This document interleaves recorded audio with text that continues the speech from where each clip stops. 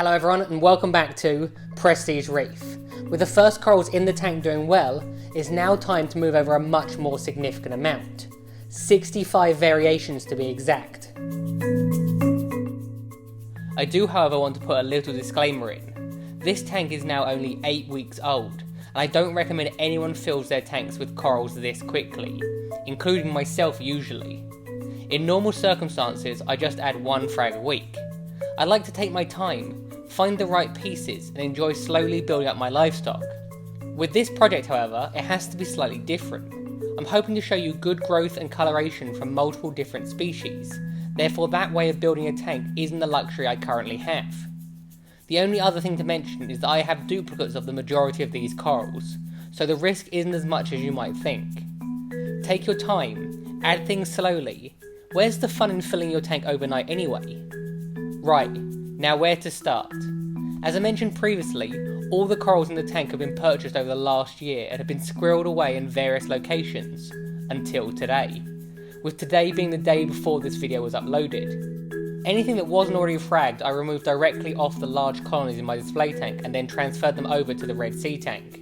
This obviously isn't ideal, as it's better for frags to be rested, but it'll be interesting to see if I get any losses. I've also cut the majority of them very small. Smaller frags generally grow faster at first, therefore we should be able to see noticeable differences reasonably quickly. So let's look what I've done with the aquascape. With the left half of the tank, I've gone for all SPS corals, with the majority of them being a mixture of Montipora at the base and Acropora higher up. With the Montipora you can see that I've tried to place them next to each other with contrasting colours. This will eventually give them a much more striking impact once they've grown out. So far everything appears to be doing well, although there have been a couple of subtle colour changes which isn't unusual when corals were first moved in. I won't name all the corals, but I'll tell you the ones I remember. In this section I've got the Grinch, Witch Hunter, Dragon Rider, Appleberry, a Setosa, which I didn't glue down very well, and tucked away in the cove I've got some Ice Dragon and Sunburst. Just to the left of these I've got the start of a little Zoa garden. I'm not very good with Zoa names, but I believe I have Purple Hornets, Date Nights, Yodas, Purple Monsters, Pink Elephants, and a single Pink Diamond. Above the Montipora on the left, I've gone for mostly Acropora.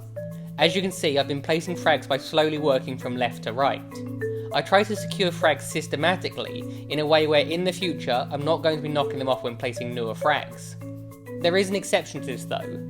I've left the majority of the centre and the top of the island clear, with the exception of an Oregon Taut. This barren area has been left for some showpieces of Acropora. I've never really been big on acros, which is why the majority of the ones I do have wouldn't be considered anything special by someone with a more refined taste in that genus.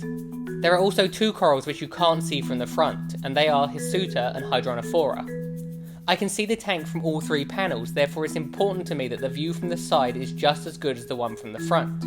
Hydronophora are one of those corals which I always see left at the shop.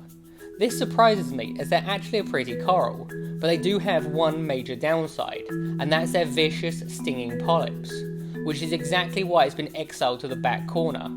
On the sand bed I've now got 3 Trachyphylla and 4 Fungia. These appeared grumpy at the time of filming, however this is because they just simultaneously released waste. Some of my more eagle-eyed viewers will have also noticed something else on the sand, a collection of random frags. These corals for one reason or another weren't doing well in my other tank, so I put them in the Red Sea tank to see if it makes a difference. Some of them have literally 1 polyp left, so it'll be interesting to see if they can bounce back. The final thing to remember regarding the sand bed is also probably the piece de resistance of the whole tank. Some of you will remember from an earlier video the shipment of corals which I got from Austria.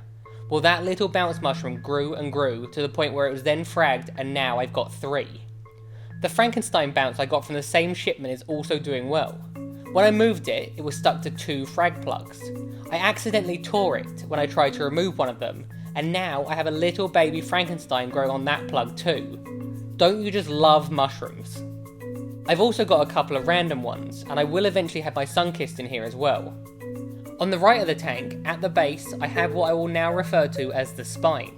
On this, I've got 4 stylos, and just above that what I believe is a Pavona, and behind that a grafted Montipora. As you progress further up the spine, you'll see my pink and green Hystrix, and green and purple Pasillipora. these are unlikely to stay long term, and will probably end up being replaced eventually, as in my other tank they have grown huge. To the right of the spine I've gone all out with Leptosiris, including Gold, Sun God, Jack-o'-lantern, Hulk, and a couple of unnamed ones. These should all look amazing when they're grown out. I also have a couple of Euphilia. When I fragged the green one, I literally split the branch in two, right down the centre of the polyp.